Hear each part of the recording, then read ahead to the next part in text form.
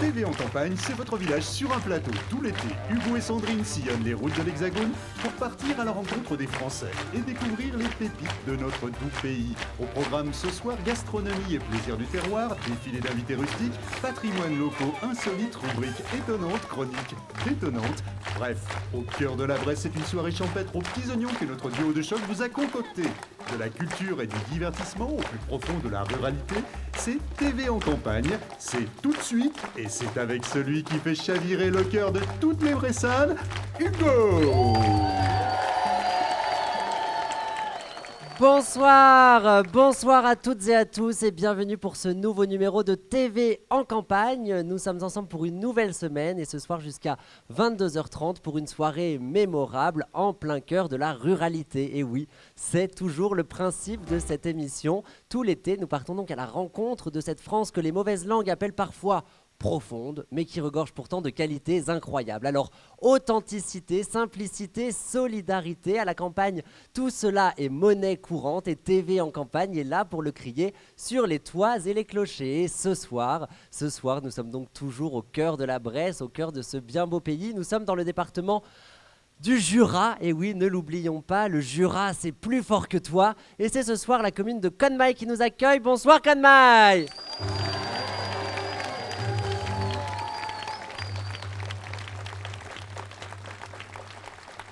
Le grand Victor Hugo avait coutume de dire que l'histoire de nos villes et de nos villages, c'est l'histoire de la France en petits morceaux. Ainsi, il est de coutume dans TV en campagne d'ouvrir notre émission par quelques informations essentielles au sujet de la commune qui nous fait l'immense plaisir de nous accueillir. Car histoire, folklore, patrimoine et même événements, il est vrai que ces petits villages qui nous accueillent sont souvent beaucoup plus intéressants qu'il n'y paraît. Et c'est ainsi ce soir, avec un intérêt véritable, un intérêt non fin, que nous plaçons Conmaï dans le Jura en vedette de notre première rubrique Entre terre et mer.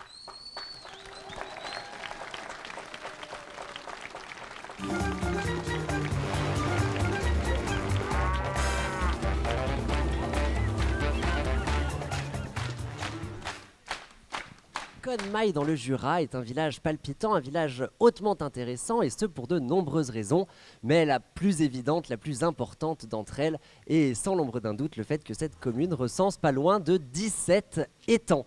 Mais Conmaï c'est aussi et entre autres...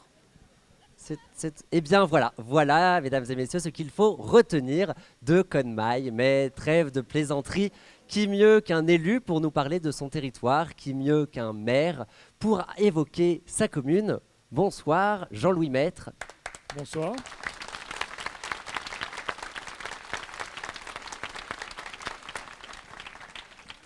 Alors, Jean-Louis Maître, Maître Jean-Louis, comment dit-on? Vous êtes donc Maître Jean-Louis, vous êtes avocat. Voilà, c'est ça, tout à fait. Oui, j'ai fait mes études au barreau à Lyon. Oui. Très bien. Alors, avant de commencer, donc Maître Jean-Louis... Appelez-moi Maître, tout simplement. Je vous appelle Maître, très bien, allons-y. Alors, avant de... Ah, vous n'êtes pas avocat, me dit-on dans l'oreillette? Non, c'est une blague, pardon, Voilà. Excusez-moi. Donc, Maître, c'est votre nom de famille, c'est ça? Tout à fait. Voilà, Jean-Louis Maître, très bien. On essaiera de me faire des meilleures fiches la prochaine fois. Alors, ne nous laissons pas abattre. On m'a dit que c'était votre anniversaire samedi. Et c'est pourquoi je vais demander à Conmaï donc de chanter Joyeux anniversaire pour vous, puisque nous sommes donc 2 jours après. Est-ce que vous êtes prêts, Conmaï? Ah, oui. Alors allons-y, on donne le la. Joyeux anniversaire, joyeux anniversaire, joyeux anniversaire. Joyeux anniversaire.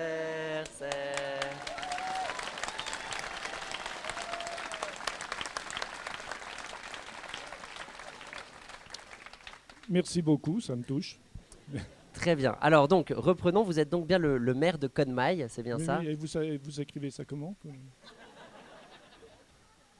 Ah oui, effectivement, je ne le prononce pas comme il faut, Ouais, c'est ça.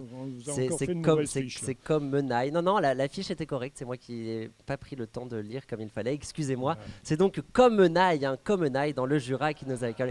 Voilà. Bah oui, merci, excusez-moi vraiment, j'avais mal lu. Bon, On va réussir à faire cette interview, hein, monsieur le maire, cette rubrique entre terre et mer, mais afin que celle-ci soit un petit peu plus ludique, il faut que vous sachiez que nous avons coutume de vous rajouter un handicap, hein, afin de nous amuser un petit peu. J'ai pas besoin de ça. Hein. Et donc, pour la suite de cet entretien, il vous sera interdit, monsieur le maire, de prononcer les mots Bresse, poulet, patrimoine et crise, Jean-Louis. Ouais. Bon.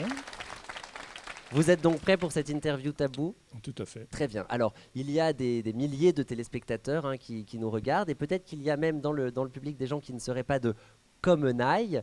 Que pouvez-vous leur dire pour leur donner envie de vous rendre visite ? De venir visiter ce joli village de la Jurassienne. Hein. Très bien, donc la Bresse jurassienne. Hein. Voilà, Bravo Jean-Louis de votre habileté. Alors vous avez dit que dans ce joli village il y avait 17 étangs, oui, mais il y a aussi des habitants. Ah Donc, très bien, hein, très bien. Combien quand même vous le sont-ils ? signaler, à peu près 800. Et on les appelle les Et alors là, c'est comme vous voulez, comme Naillet ou comme Naillou. Moi j'aime bien comme Naillou. Comnaillou, c'est vrai que c'est tout Joli, à fait hein. mignon. Les Comnaillou et les Comnaillouz donc ? Oui, bien Très sûr. bien, très bien. Alors les Comnaillou et les Comnaillouz, très bien. Donc des habitants qui sont tout à fait charmants. Ça dépend des jours, mais en général, oui. Très bien. Alors Jean-Louis, donc j'ai le droit de prononcer le mot. Côte-Maille est quand même une ville avec un joli patrimoine. Oui. Vous pouvez peut-être me parler du château qui est à la sortie du village. Alors oui, au départ, c'était effectivement un château qui a été construit sur une motte. Et puis ce château a été détruit. Ensuite, c'est une maison bourgeoise, une grosse maison bourgeoise qui a été reconstruite à la place et qui a passé de génération en génération et qui a été rachetée pour les derniers habitants qui y sont par la famille Monnier. Très bien, très bien. Alors, moi, j'ai une question. Hein. C'est vrai que je commence, même si je viens de Paris, à bien connaître cette Bresse. Expliquez-moi pourquoi nous sommes encore en Bresse alors que nous sommes dans le département du Jura. Et moi, je pensais que les Jurats étaient des montagnards. Alors, là aussi, je dois corriger. En fait, c'est le Jura qui est en Bresse. Hein. La Bresse est le plus important. Donc, si, hein, c'est Ah, vrai. vous venez de dire Bresse. Ah, oui. Vous venez Oui, mais- de dire Bresse. Ah, j'ai perdu, je m'en vais. Non, non.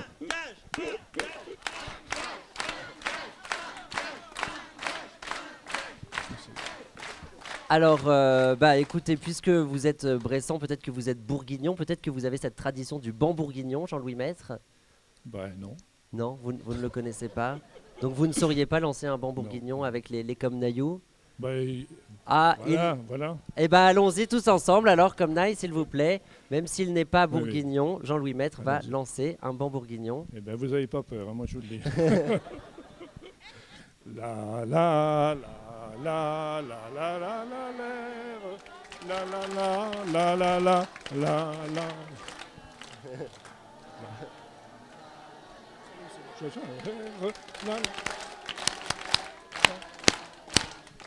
Ah, Voilà, effectivement, finalement, vous êtes moins. On Ouais. l'applaudit quand même bien fort. Je suis un Bressan jurassien, je ne suis pas un Bressan Voilà, bourguignon. vous êtes un Bressan jurassien, c'est donc un banc jurassien que vous nous faites. Faudra qu'on l'invente. Très bien. Donc le Jura est en Bresse. Voilà, oui. Oui. Très C'est bien. important, oui. Il ne faut pas l'oublier, mais Non, pas non. l'intégralité du département. Ben non. Mais la plus belle partie, je pense, la partie de Comnaille, Létran, Chaumergy, oui, je pense que c'est Très bien. la plus belle partie du Jura, oui. Très bien. Le Jura est quand même un bien beau département, même lorsque l'on sort de la Bresse. Oui, Hein. bien sûr. N'oublions pas de le dire. Alors Jean-Louis, moi je me suis beaucoup documenté, hein, sur votre commune, et je suis tombé amoureux de cette légende, la légende des Dracs. Est-ce que vous pouvez me dire et dire aux téléspectateurs qui nous regardent ce qu'est un Drac ? Alors, c'est un cheval blanc ailé sans tête.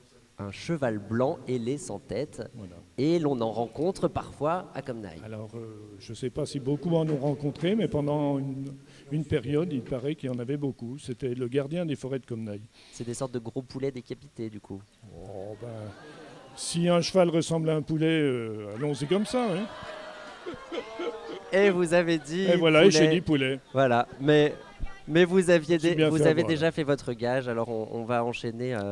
Donc oui, pour finir sur la légende, ce cheval gardait la forêt et quand il voyait des promeneurs qui essayaient de rentrer dans les bois, il se jetait sur eux au galop, il les mettait sur son dos et s'envolait, les déposait sur un champ un peu plus loin. Donc on ne saura jamais, parce que la légende ne nous le dit pas, si c'était pour protéger les bois ou pour protéger les promeneurs, puisque les forêts étaient censées être peuplées de personnages fantastiques. Très bien, donc Comnaille, un village riche en patrimoine, un village aussi riche en légendes et en histoire, et un village aussi à l'urbanisation très intéressante. Jean-Louis Maître, parlez-moi de votre coefficient d'occupation des sols. Oh ben, je vais vous parler du PLU, c'est mieux, c'est plus à la mode. Le plan local d'urbanisation. Voilà, oui. Alors j'ai combien de temps pour vous parler de ça? Parce que c'est que un sujet... on me dit dans l'oreillette qu'en fait, nous n'avons pas le temps d'en parler.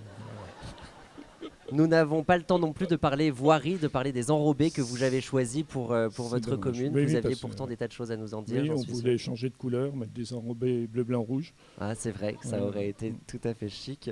Alors Jean-Louis Maître, j'avais une question pensant que vous étiez avocat, parce que j'ai un petit problème de divorce. Oui. Mais donc vous n'êtes pas avocat, donc on va passer à la suite. Est-ce que vous pouvez me dire, Jean-Louis Maître, si vous aviez au cours du printemps ou de l'été marié un couple du même sexe? Non, encore pas, non. Et Non, si non. l'occasion Enfin, s'en je sais pas présentait? regardé. Je n'ai pas vérifié. Alors, on peut l'applaudir parce que c'est un trait d'esprit remarquable. Et nous arrivons déjà, Jean-Louis, à l'ultime question de cet entretien. Une question qui brûle sans doute les lèvres de tous vos concitoyens. Une question à laquelle je vous demande, s'il vous plaît, de répondre sans langue de bois. En mars 2014, Jean-Louis Maître, auront lieu les prochaines élections municipales. Ah bon? Et tout à fait, je suis heureux de vous l'apprendre. Est-ce que vous pouvez nous dire ce que vous avez l'intention de faire? Ben oui, de tenir le bureau de vote.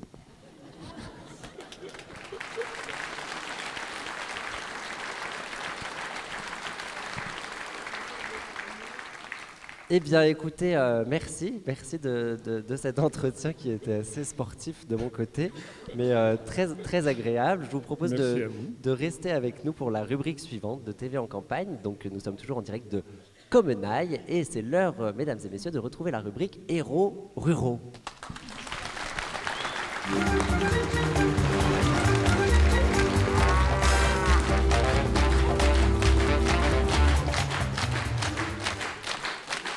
Héros ruraux, une rubrique assez simple, mais je vous en explique rapidement le principe. Voilà, depuis le début de la journée que nous sommes à Comnaille, notre envoyé spécial Fabrice parcourt les rues et les ruelles du village à la recherche parfois désespérée d'invités particulièrement intéressants, tant pour leur parcours que pour leur engagement ou leur conviction. Et pour interroger ces héros ruraux, Fabrice choisit un lieu emblématique de la commune pour son intérêt patrimonial, un intérêt historique ou parfois insolite. C'est donc une rencontre d'exception dans un cadre d'exception que vous nous proposez, Fabrice, pour un moment somme toute exceptionnel. Fabrice, est-ce que vous m'entendez?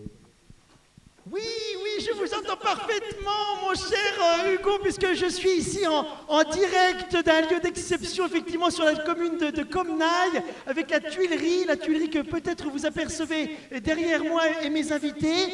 Cette tuilerie qui Alors est en- Fabrice, nous l'apercevons, excusez-moi, assez mal. Peut-être pouvez-vous écarter vos héros ruraux pour que Bien nous- sûr. nous puissions Oui, des voir. héros ruraux de poids, effectivement. Voilà, vous voyez derrière moi, donc cette tuilerie tout à fait magnifique. Voilà, dont nous parlerons, revenez vers moi, voilà, dont nous parlerons dans quelques instants. Donc siège de l'entreprise Imeris, dont je reçois justement un des illustres anciens responsables, en la personne de Daniel Aubert, notre premier héros rural, et notre deuxième héros rural, monsieur Bruno Guichard, ancien conseiller général du canton, deux héros ruraux. Nous en profitons d'ailleurs, Hugo, pour saluer également l'actuelle conseillère générale, madame Broulbois, qui doit être sur votre plateau, je crois. Donc, nous la saluons ici, on peut peut-être lui faire signe, voilà, depuis la Tuilerie. Alors, ces deux héros ruraux, Hugo, Bruno et Daniel, d'ailleurs, peut-être pouvons-nous tester la popularité à travers un applaudimètre un peu improvisé, Hugo, peut-être sur votre plateau. Eh bien, nous y allons.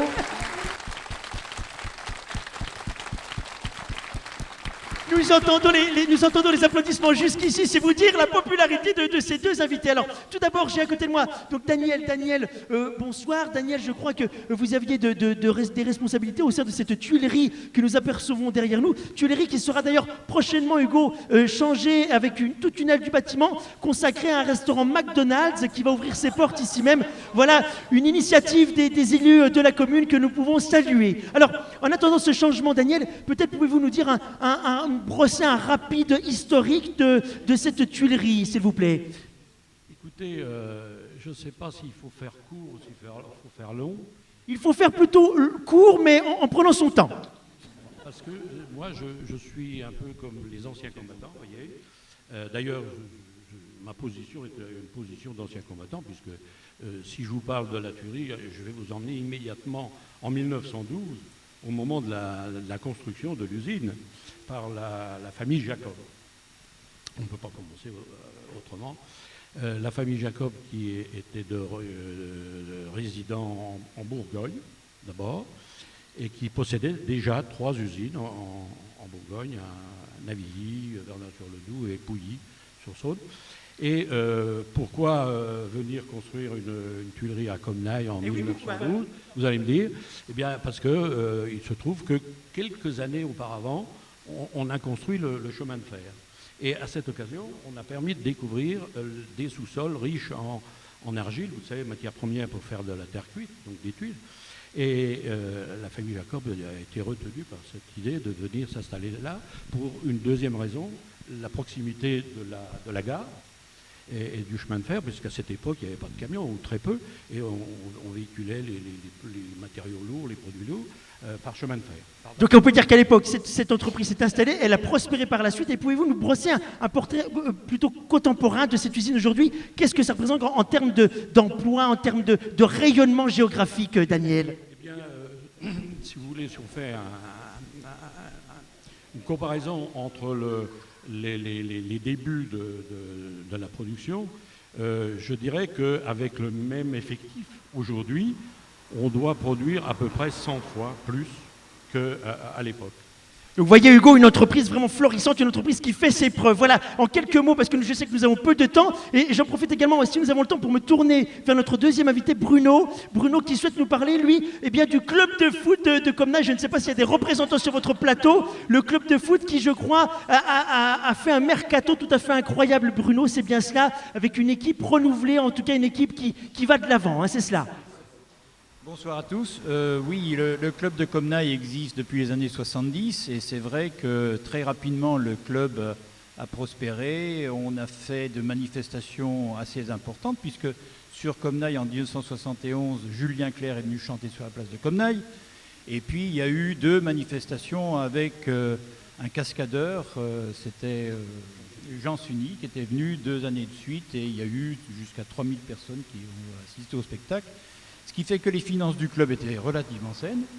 Et ce qui nous a permis d'acheter, naturellement, on a été presque le Paris Saint-Germain du coin, puisqu'on avait dans le club de Comnailles un joueur allemand de Düsseldorf et également un joueur croate qui est venu jouer à Comnailles. Donc on était une équipe vraiment internationale. Je crois... Oui, on peut l'applaudir, cette équipe... Beaucoup d'applaudissements. Alors Hugo, je profite également pour vous donner une information. Hugo, savez-vous que notre Bruno a été également ancien joueur de l'équipe de Comnailles sous la présidence de Daniel. Vous voyez, une équipe vraiment en devenir. Hein. Oui, Daniel. Je peux intervenir ? Bien sûr. Je voulais dire qu'à l'occasion de cette première équipe en 1970, nous étions certainement l'équipe en France, la seule vraisemblablement, à avoir un gardien de but porteur de lunettes. Est-ce qu'il était bon au moins ? Demandez-lui, c'est lui. Ah, c'était lui, bien sûr, oui. Alors Hugo, avant de vous rendre l'antenne, comme vous le savez, notre rubrique a une question rituelle, une question que nous posons à chacun de nos héros ruraux, Daniel et Bruno. Voici cette question. Si vous étiez des super-héros, Daniel et Bruno, eh bien, quel super-pouvoir aimeriez-vous posséder ? On commence par qui ? Par Bruno ? Allons-y, Bruno, on commence avec vous. Quel super-pouvoir aimeriez-vous posséder, Bruno ? Voilà, exactement. Si vous étiez un super-héros, approchez-vous qu'on voit bien la caméra. Oui, c'est une supposition, bien sûr. Oui, je ne veux pas plomber la soirée, mais ce que je souhaiterais, c'est de pouvoir permettre à un maximum d'enfants d'être heureux dans le monde, parce que ces enfants vont grandir et je pense qu'on aurait des adultes beaucoup plus responsables. Voilà, premier super pouvoir fort sympathique. Alors, Daniel, pareil, même question, même traitement. Quel super pouvoir aimeriez-vous posséder, Daniel? Eh bien, j'aimerais qu'on puisse maintenir l'âge de la retraite à 60 ans. Eh bien, Hugo, souhaitons que ces deux super pouvoirs soient entendus. En tous les cas, je vous rends l'antenne dans une ambiance très chaleureuse ici à la Tuilerie. Merci beaucoup Fabrice. On applaudit donc Fabrice et ses héros ruraux.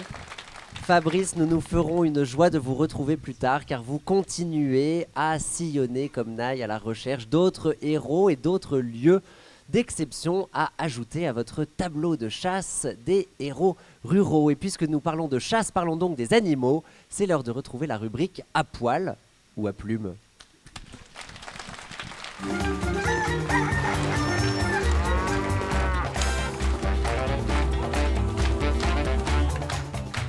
Et bien entendu, qui mieux qu'une femme pour nous parler des animaux? Mesdames et messieurs, je suis très heureux de partager ce plateau avec l'admirable, la formidable, l'inimitable, la délicieuse, la merveilleuse, l'extravagante Miss Pays de Loire 1993. Mesdames et messieurs, et vous surtout, messieurs, réservez un accueil des plus chaleureux pour Sandrine.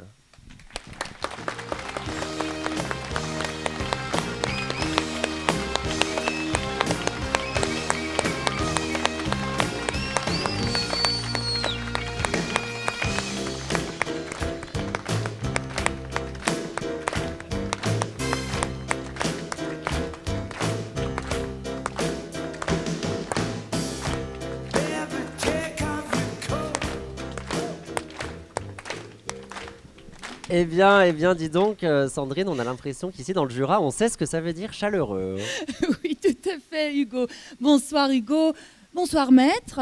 Bonsoir, cher comme Naïou, comme c'est mignon, comme non. Bonsoir, chers téléspectateurs, sans qui nous ne serions pas là. Donc oui, Hugo, quel accueil, quelle chaleur, quelle cordialité, quelle simplicité. Vraiment, je crois qu'à la campagne, on sait recevoir.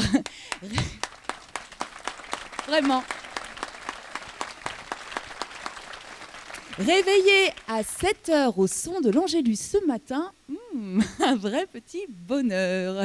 Un bonheur que nous avons malheureusement un petit peu perdu dans nos grandes villes, Hugo. Oui, c'est presque regrettable, Sandrine. Oui, tout à fait. Alors, je crois que je vais me permettre une petite confidence puisque j'aimerais beaucoup, si la vie nous le permet, venir m'installer ici. Avec vous peut-être, Hugo ? Oui. Alors Sandrine, à poil ou à plume, vous nous parlez ce soir d'un animal à plume, évidemment.